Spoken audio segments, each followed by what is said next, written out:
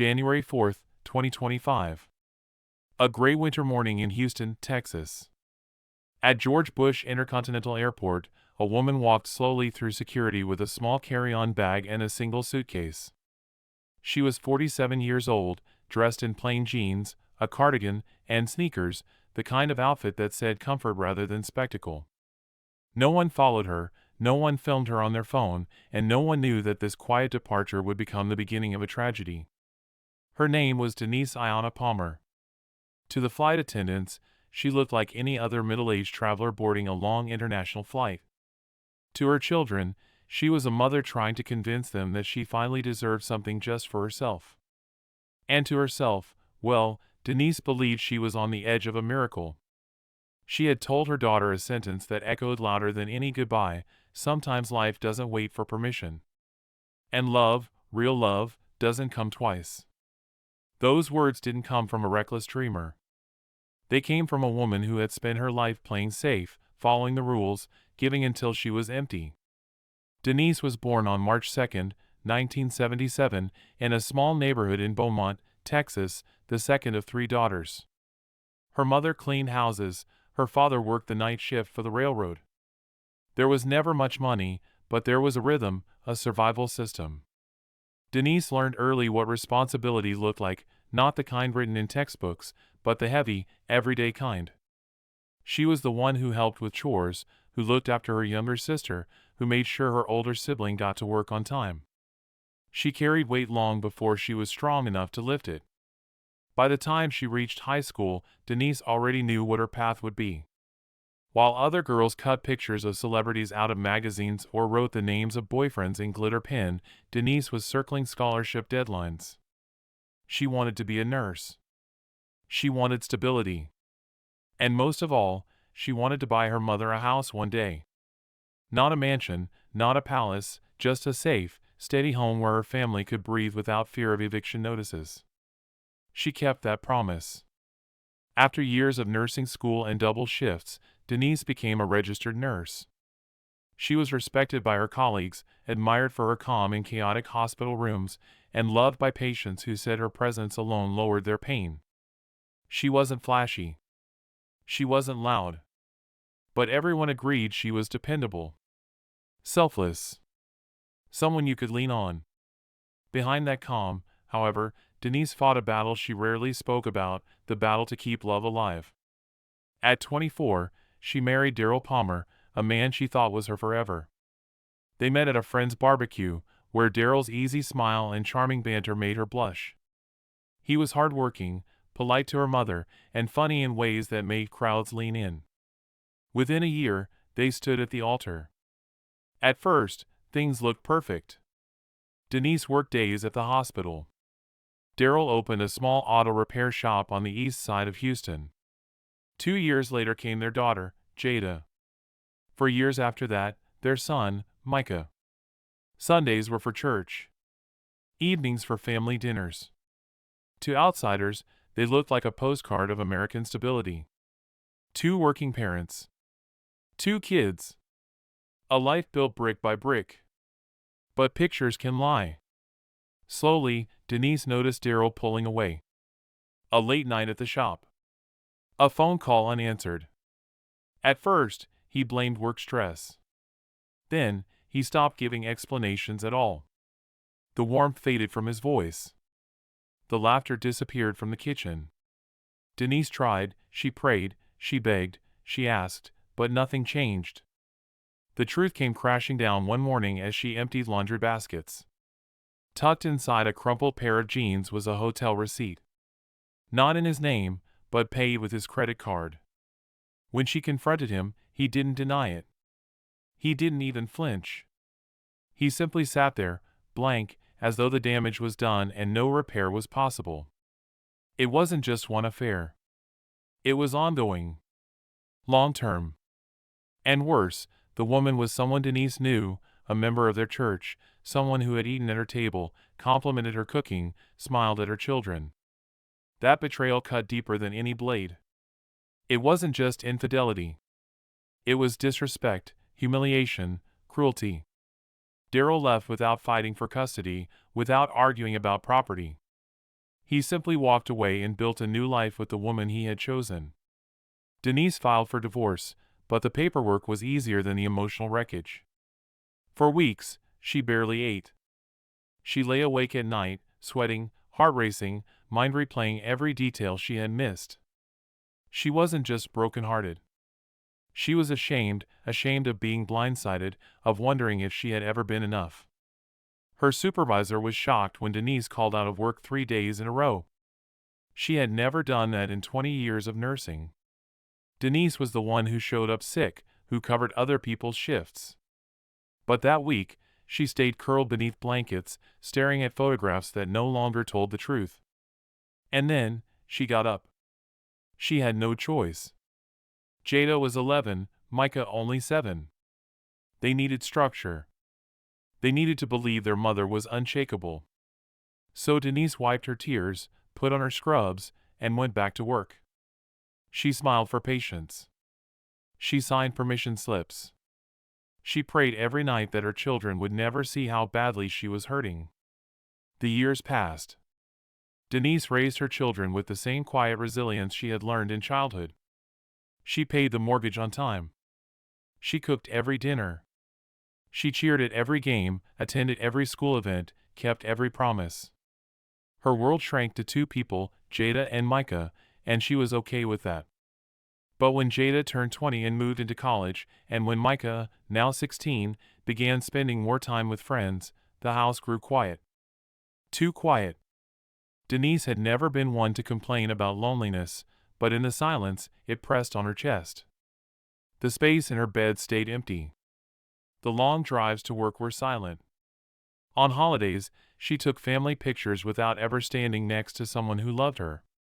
Late at night, scrolling through social media, she saw other women her age traveling, remarrying, building new lives. And she began to whisper to herself a question she had long buried: what about me? That was the question that would carry her onto a plane, across the ocean, into the arms of someone who would rewrite the final chapter of her life. Because Denise Palmer wasn't reckless. She wasn't naive. She was simply tired of giving everything without ever being chosen in return. And when a man calling himself Rocca entered her inbox one quiet evening with the words, "Good evening, ma'am. You have a beautiful smile," Denise felt something stir inside her. Something she thought she had lost forever. Hope. January 2012. The kitchen that once echoed with laughter was now filled with silence. Plates stacked in the sink, school papers scattered on the counter, and Denise Palmer sitting at the table with her head in her hands. The woman who once wore her wedding ring with pride was staring at bare skin, the metal long gone but its absence heavier than any jewel. Daryl had left. He hadn't packed much, just a duffel bag and the kind of arrogance that lets a man walk out on everything he built. There was no fight, no desperate attempt to stay. Just a shrug and a muttered excuse about wanting more out of life. Denise was left holding the pieces. Her daughter, Jada, was only 11, confused but brave enough to ask questions. "Is Dad coming back?" she whispered one night, clutching the stuffed bear she had since preschool. Denise swallowed the lump in her throat and said the only thing she could, "We're going to be okay, baby. I promise." Her son, Micah, was too young to fully understand, but he felt the tension. He saw his mother cry when she thought he was asleep. He saw the half-empty closet and the way Denise pressed her hand against the wall when no one was looking, as if she needed the house itself to hold her up. Denise went into survival mode. She worked extra shifts at the hospital, sometimes 12, 14 hours back to back. She made sure the mortgage was paid, the lights stayed on, and her children had what they needed. But even as she played the role of the strong single mother, inside she was unraveling. At night she lay awake replaying the betrayal, remembering the woman from church who smiled at her over potluck dinners while secretly sharing a bed with her husband. That kind of wound didn't just scar, it poisoned. For months, Denise avoided social gatherings. She no longer sang in the choir. She skipped community picnics. If neighbors asked, she smiled politely, said she was fine. But behind closed doors, she was eating dinners alone, scrolling through family photos that now felt like lies. Years passed. Jada grew into a determined college student, Micah a high school athlete with a busy schedule. The house got quieter, emptier. Denise filled her nights with small routines, folding laundry, watching reruns of medical dramas, scrolling through her phone. Loneliness crept in like fog, slow and suffocating. It was a random Thursday evening when Denise first saw the ad. A Christian dating site. At first, she laughed. She wasn't the type to take risks. But something tugged at her. She clicked. That's where she met Raka. He was younger, early 30s, sharp smile, stylish haircut. His profile said he owned a clothing boutique. His messages were warm, respectful, never rushed. He called her Queen D, told her she had a radiant soul. For the first time in years, someone noticed her, not as a nurse, not as a mother, but as a woman. And it felt good. Too good. Their conversations became daily rituals. Mornings began with his "Good morning, my light," and nights ended with "Sleep well, Queen." He sent her pictures, posing in front of racks of clothes, sipping coffee, standing in the sun with confidence. The images painted the life of a man who had it together, who was stable, who could finally offer her the companionship she craved. But the truth was different. His real name wasn't Raka. It was DeAndre Dre Morrison, a 31-year-old man from the rougher side of Atlanta. He didn't own a boutique, he lived in his cousin's spare room. He wasn't looking for love, he was hunting for opportunity. Dre had perfected the art of emotional manipulation. He knew what women like Denise wanted to hear. He mirrored her language, her faith, her values. When she spoke of God, he replied with verses. When she spoke of pain, he replied with poetry. Every word was calculated, rehearsed from conversations he'd had with women before her. The money started small. His car broke down. Denise insisted on sending $200. A month later, he claimed he was late on rent. She wired $500. Each time, he pretended to resist, thanking her as though she had saved his life. The gratitude hooked her deeper. It wasn't about the money, it was about being needed. Jada and Micah noticed. They confronted her. "Mom, this feels wrong. What if he's lying? What if he's scamming you?" Denise brushed them off gently. She told them she had prayed about it, that God wouldn't lead her astray. In truth, she was scared to admit they might be right. By late 2024, Denise had made a decision that shocked everyone. She was flying to Atlanta to meet Dre in person. "It's just for a few weeks," she reassured her kids. "I'll be back before you know it." But she bought a one-way ticket. Not because she planned on staying forever, but because for the first time in years, she wanted to believe in something without planning for disappointment. On January 4, 2025, she boarded a flight from Houston to Atlanta. No entourage. No dramatic goodbye. Just a suitcase, a smile, and the quiet hope that maybe, finally, love had found her again. 3 days later, the calls stopped. The texts stopped. Silence replaced her voice. And in that silence, her children felt something colder than absence. They felt dread. The weeks following Claire's introduction to Michael were a blur of late-night messages, phone calls that stretched until dawn, and promises whispered across digital screens. At first, it felt like salvation, finally, someone who understood her loneliness. Michael's voice carried warmth, and his words were sprinkled with Bible verses and reassurances. He told her that God brings people together at the right time, and she was convinced that after years of pain, perhaps this was her moment. But with every passing day, the tone of their conversations shifted. What had started as tender encouragement soon became possessive and demanding. Michael would ask detailed questions about her whereabouts, what she was wearing, and even the time she spent online.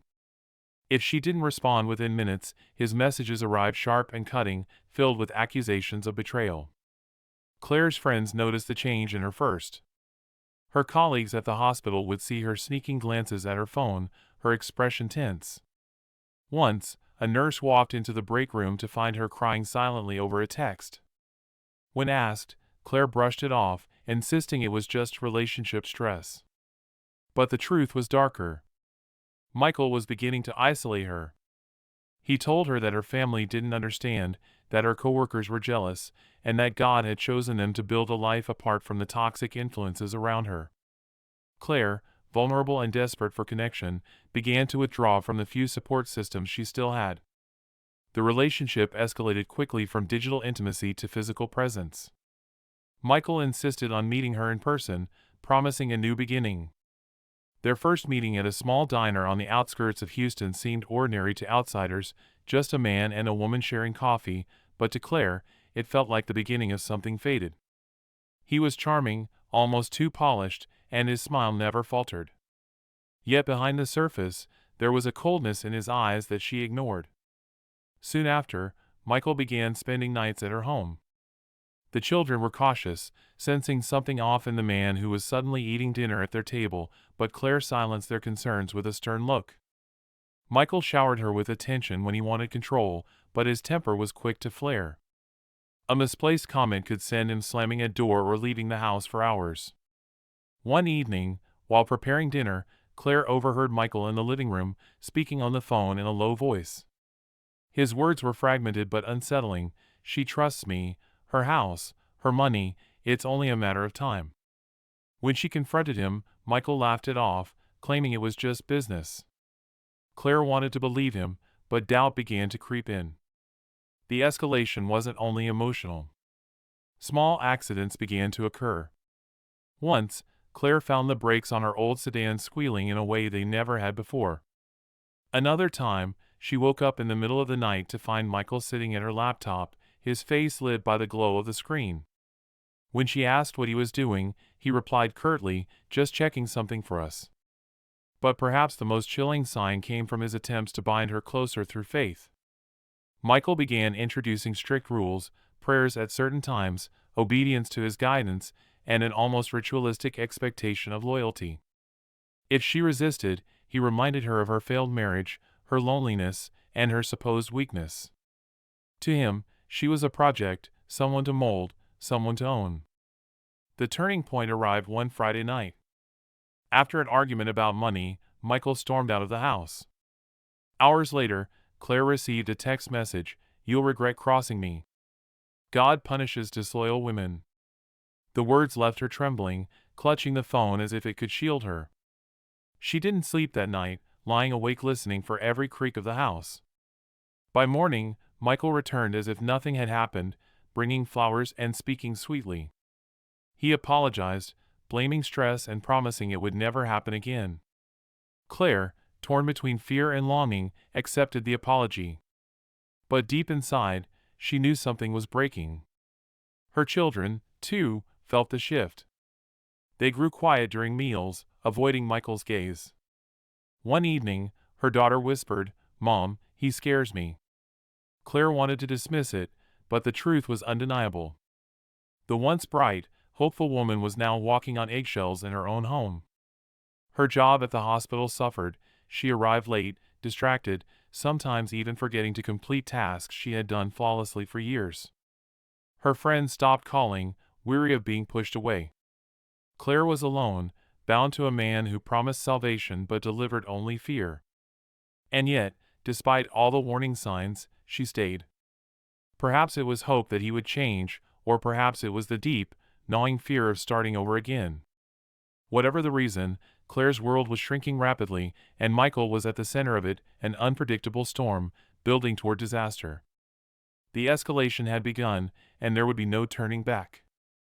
What began as companionship quickly grew into dependency, and dependency soon turned into control. Elena had built her life around caring for others, patients, children, her aging mother, but she had never prepared herself for someone who would take that kindness and twist it into a weapon. Jason arrived in her world like a rescuer, charming and attentive, whispering prayers over dinner, leaving little notes on the fridge. But beneath the surface, his motives were darker than anyone could have guessed. The small home in Houston, once filled with children's laughter, began to feel like a cage. Jason slowly isolated Elena from her friends, insisting that too many outsiders would distract her from God's plan. At first, she thought he was just protective. But protective became possessive, and possessive soon became threatening. He asked about her bank account, then her paycheck, then her retirement savings. His questions weren't about building a life together, they were about control. Late at night, Elena lay awake, staring at the ceiling, sensing something had shifted. The warmth she once felt had been replaced by a constant, cold unease. When she confronted him, Jason smiled, dismissing her fears with lines from scripture, twisting holy words into a rope to keep her bound. A wife must trust her husband, he would say, even though they weren't married, even though her gut told her not to trust him at all. It was in these nights that the terror grew. Arguments became routine, silence became a weapon, and sudden bursts of temper left Elena shaken. On one evening, neighbors recalled hearing shouting so loud it rattled the thin walls of the modest Texas house. She tried to leave once, only for Jason to follow her, his calm demeanor masking something far more dangerous. Then came the moment that shifted everything, the car. Elena had planned to visit her sister one weekend, just an ordinary drive out of town. But that drive ended in twisted steel and broken glass when her car lost control on the highway and slammed into a guardrail. Investigators later discovered the brake lines had been cut, a detail that would turn suspicion into certainty. For Elena, who barely survived the crash, it was not just a brush with death, it was proof that the man who claimed to love her had marked her for destruction. The hospital became her refuge, but even there, the shadows followed. Jason appeared at her bedside, holding her hand, whispering prayers, all while his phone buzzed with messages he quickly deleted when no one was watching. Nurses noted his presence, but they couldn't shake the sense that something about him felt rehearsed, staged, as though he was performing grief rather than living it. Elena, lying in her hospital bed, began to piece it together. The sudden insistence on financial matters, the suffocating control, the strange behavior around her accident. It was no longer just paranoia, it was survival. Her story, once about finding love again, had become something far darker, a fight to stay alive while trapped in the web of a man whose devotion was nothing but a mask for calculated violence. The months after the hospital accident were painted in uneasy silences and carefully chosen words. To outsiders, it might have looked like a man devoted to his injured wife, sitting at her bedside, squeezing her hand with reassuring calm. But Elena, even in her haze of painkillers and recovery, began to see the cracks in his carefully constructed mask. Michael's smile no longer felt like comfort. It felt like control, like a warning. He rarely raised his voice, but his presence carried an oppressive weight. Nurses commented on how attentive he was, always there, always watching. Yet Elena noticed how his concern had edges, how he became agitated when she spoke privately with the doctors, how he bristled when her sister came to visit.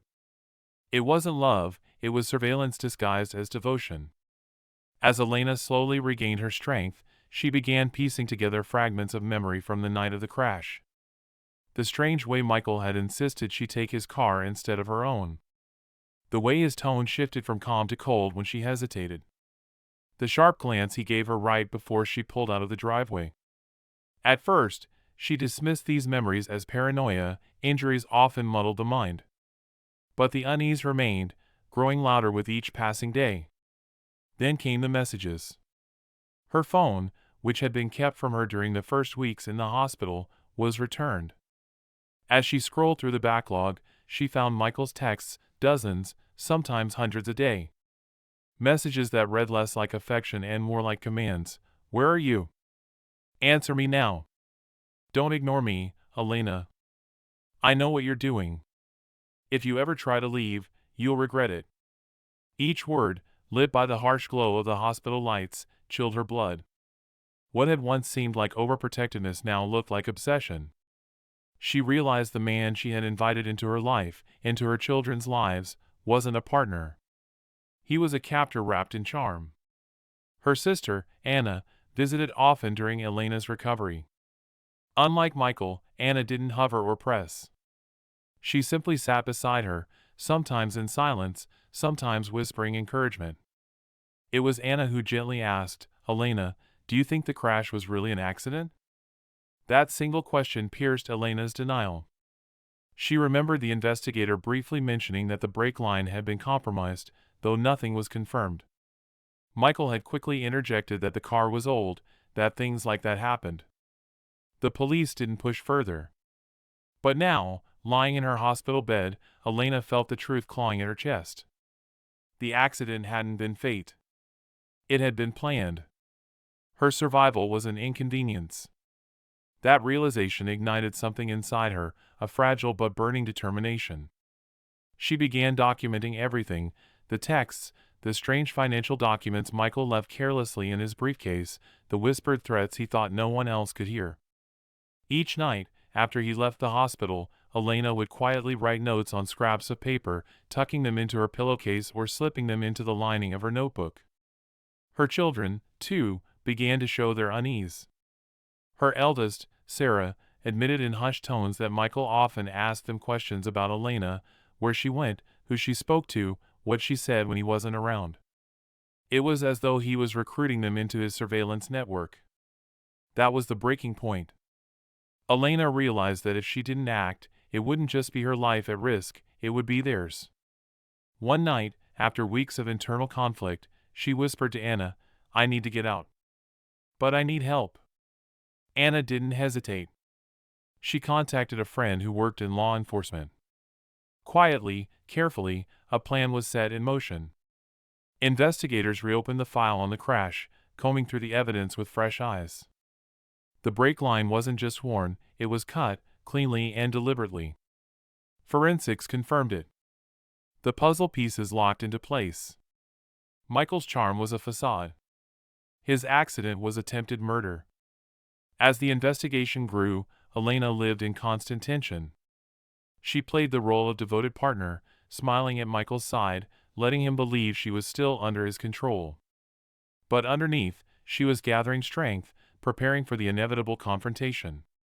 It was a dangerous balancing act. Each day felt like walking a tightrope over a pit of knives. One wrong move, one suspicious glance, and Michael would know the truth. And if he knew, she might not live long enough to tell her story. The breaking point was no longer just a metaphor. It was real. And Elena was determined that when it came, she would be ready. The first day of the trial dawned with heavy skies over Houston, as if the weather itself knew what kind of truths were about to be dragged into the light. Elena arrived at the courthouse wearing a plain cream sweater, a neck brace still steadying her fragile body. She leaned on her sister for support, her steps small but determined. Inside, whispers echoed through the grand hallway. People from the community who had followed every rumor, every headline, were here to see whether Michael Harris, once the charming presence in her life, would finally be unmasked. The courtroom carried its own tension, like a held breath. Jurors sat upright, eyes sharp, while the prosecution wasted no time. The district attorney stood tall, voice cutting through the silence. "This is not an accident. This was a plan." And with that, the screen lit up with the mangled wreck of the silver sedan Elena had been pulled from weeks earlier. Gasps scattered through the benches. Michael sat in his suit, expression smooth, hands folded calmly as though he were above the spectacle. But for the first time, there was a faint twitch in his jaw. Evidence became the language of the day. The mechanic testified, his gloved hands holding up a severed brake line, explaining in painstaking detail how it had been deliberately tampered with. The photographs of the car's underside, the precision of the cut, it left little room for doubt. Elena, watching from her seat, felt her heart pound against the brace. This wasn't just about her survival anymore. It was about proving to the world that what she had lived through wasn't the paranoia of a woman in love, but the cold calculation of a man who had seen her as expendable. Her children were kept away from the trial, spared the sight of their mother reliving it all. Yet their absence was a weight on her shoulders. Each testimony, each piece of evidence, was like stepping back into that night, the headlights blurring, the car jerking out of her control, the steel of the guardrail rushing toward her. But this time, she wasn't alone in her fear. 12 strangers sat listening, their eyes darting between the evidence and the man accused of orchestrating it. Michael's defense painted him as misunderstood, claiming the texts, the surveillance, the concern were merely the actions of a man desperate not to lose his family. His attorney tried to bend the narrative. Elena, they suggested, was fragile, emotional, prone to exaggeration. But every time a doubt seemed to form in the room, the prosecution countered with another exhibit: the controlling messages that filled her phone, the testimony of neighbors who saw him lurking outside her house, and finally, the chilling discovery of handwritten notes Elena had hidden under her hospital pillow, recording her fears in real time. One of those notes was read aloud: "If something happens to me, it won't be an accident." The words echoed in the room. Elena closed her eyes as if hearing them spoken aloud finally made them real, carved into history rather than trapped in her trembling handwriting. For the jurors, it was more than testimony, it was a haunting prediction. By the end of the day, the weight of evidence painted Michael not as a grieving partner, but as an architect of manipulation and violence. And for Elena, though the trial was far from over, a fragile flicker of something returned. Not victory. Not relief. But the first shadow of justice. When the verdict finally came down, the courtroom was hushed. The jury foreman rose, his voice steady as he announced the decision: guilty on multiple counts. The man who once charmed his way into Linda's life now sat frozen, his carefully constructed facade shattered in front of everyone. For the first time since the trial began, his calm demeanor broke, his jaw tightened, his hands gripped the edge of the table, and his eyes darted toward the woman who had survived him. Linda, wearing her neck brace still, sat silently. She did not smile, did not cry, she simply closed her eyes, as if exhaling years of fear in one long, quiet breath. The sentence was handed down swiftly. Decades in prison. For the community, it was a moment of justice, a rare instance where the truth fought its way through manipulation and control. For Linda, it was something else, a bittersweet survival. She knew scars would remain, both physical and emotional. Her children, sitting in the back row, looked at her with a new understanding. They had seen the storm from inside the house, and now they were free to step out of its shadow. In the weeks that followed, the media painted the story in bold headlines: a mother's fight for justice. The Texas case of control and survival. But beyond the cameras, life had to be pieced together. Linda returned to her modest home, this time without the constant threat of footsteps echoing behind her. She began to attend support groups, rooms filled with women who, like her, carried the weight of trust betrayed. In those circles, she shared her story not to relive the pain, but to remind others that silence could be broken. Her sister stood beside her at every step. Together, they turned whispers of survival into words of resilience. Slowly, Linda began to reclaim her sense of self, the woman she had been before control and fear had taken hold. She found comfort in small rituals: planting sunflowers along the side of her house, sitting with her children for meals, letting laughter return in fragile but steady ripples. The prison gates closed behind Michael, and for him, the golden sunlight filtered through bars became the new horizon. For Linda, that same sunlight meant something else entirely: the chance to live without looking over her shoulder. She carried forward not only the pain of what had been done to her, but also the knowledge that she had survived it.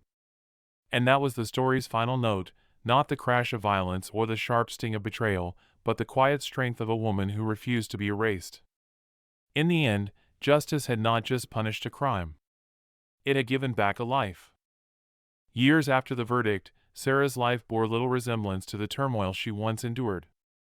The house that had once felt like a cage of fear was now a sanctuary, humming with the small but powerful signs of renewal: her children's laughter spilling from the backyard, the aroma of home-cooked meals drifting through the kitchen, and the rhythm of days marked not by anxiety but by peace. Healing did not come quickly, nor did it come easily. But it did come, brick by brick, moment by moment. Her story had reached far beyond her Texas neighborhood. Newspapers, podcasts, and advocacy groups began to talk about the case, not as a salacious crime, but as a warning about the hidden dangers of control and emotional manipulation. Sarah, who had once felt silenced, now found her voice being amplified in ways she never imagined.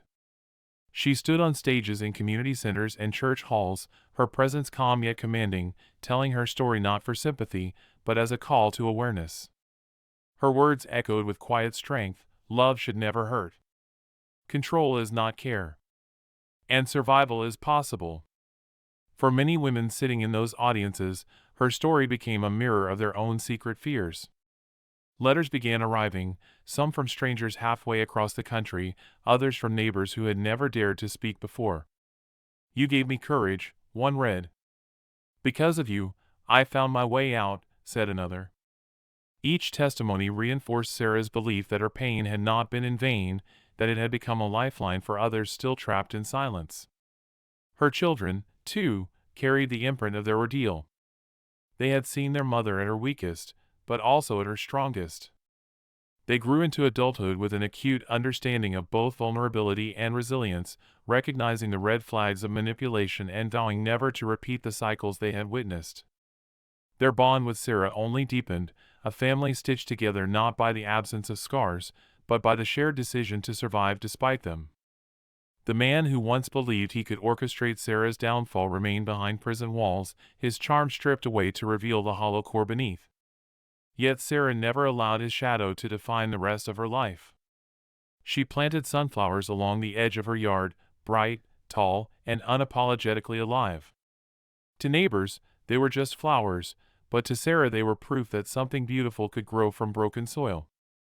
In time, Sarah's legacy became one of transformation rather than tragedy. She was no longer the woman betrayed, manipulated, or nearly destroyed. She was the woman who reclaimed her name, her home, and her voice. And with each story she told, she left behind a seed of hope, that no matter how dark the night, there is always the possibility of dawn. This was the true legacy of trust, not the trust that had once been broken, but the trust she rebuilt in herself, her family, and in the strength of survival itself. In the quiet stillness of a Texas evening, after years of turmoil, the echoes of Laura Mitchell's story have settled into something far greater than tragedy. It is no longer just the account of betrayal and violence, it has become a living testament to survival, resilience, and the enduring power of truth. The storm that once raged around her life now lingers only in fragments, old court transcripts gathering dust in archives, newspaper clippings tucked away in boxes, and whispers that still surface when neighbors remember the case. But for Laura, the past is not just something she survived. It is something she has chosen to transform. She wakes each morning in the modest suburban home she rebuilt from ruin. The peeling paint is gone now, replaced with a soft cream color her children helped her choose. The garden in front has blossomed with sunflowers, tall and proud, swaying in the Texas breeze like sentinels of hope. It is no coincidence that she planted them. For Laura, those flowers are symbols, seeds of survival that grew in the very soil where despair once tried to bury her. Her children, now older, carry scars of their own, but they carry them differently. They know what it is like to live in fear of a man who smiled too calmly, who controlled too quietly, who nearly destroyed everything. But they also know what it means to rise again, to stand taller than the fear. They have sat in courtrooms, stared down lies, and witnessed justice unfold. More importantly, they watched their mother fight, not just for her own life, but for theirs. Today, when they gather at the dinner table, laughter comes easier. It is not the laughter of forgetting, it is the laughter of healing, of choosing to live despite remembering. Laura has become more than a survivor. She has become a voice. At community centers, in church basements, and at women's shelters, she speaks with a calm strength that silences the room. She tells her story not for pity, not for sympathy, but for truth. She speaks for the woman too afraid to leave, for the child too frightened to speak, for the neighbor who suspects but does nothing. She speaks because silence once nearly killed her, and silence, she knows now, is the greatest accomplice of cruelty. At first, standing before strangers and recounting the darkest chapters of her life felt unbearable. The words caught in her throat, her hands trembled, her chest tightened. But each time she spoke, something shifted. Faces in the crowd leaned in. Eyes glistened. Some women nodded silently, their own hidden stories reflected in her words. Some approached afterward, tears streaming, whispering, "That's me. I'm living that right now." And for them, Laura became a lifeline, a reminder that leading was possible, that justice was not a dream, that survival was not just a word but a choice. Her case also rippled through the justice system. The deliberate tampering with her car, the carefully staged facade of a loving partner, the contrast between his calm exterior and the cruelty behind closed doors, it all exposed how manipulation can mask itself as charm. Lawyers, advocates, and survivors alike began citing her story as a warning that not all abusers look like monsters, and not all threats shout. Some smile. Some whisper. Some plan. Her testimony forced prosecutors to confront how easily control can masquerade as love, and how vital it is to listen, to truly listen, when victims speak. But the legacy Laura cares most about is not in legal textbooks or documentaries. It is in her home, in her children, and in the small, everyday rituals that once seemed impossible. Saturday morning pancakes. Movie nights with bowls of popcorn. Planting flowers in the yard. The gentle sound of her daughter's laughter drifting down the hall.